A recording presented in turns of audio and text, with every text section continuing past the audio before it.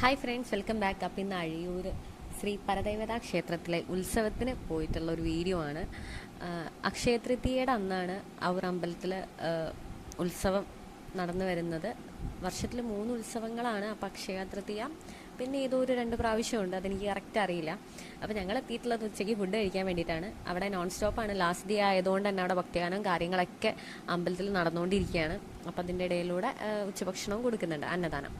അങ്ങനെ ഞങ്ങൾ പോയിട്ടുള്ളത് ഞാനും അമ്മയും അതുപോലെ തന്നെ അമ്മയുടെ ചേച്ചി, അമ്മയുടെ ഏട്ടൻ്റെ മോള്, മക്കള്.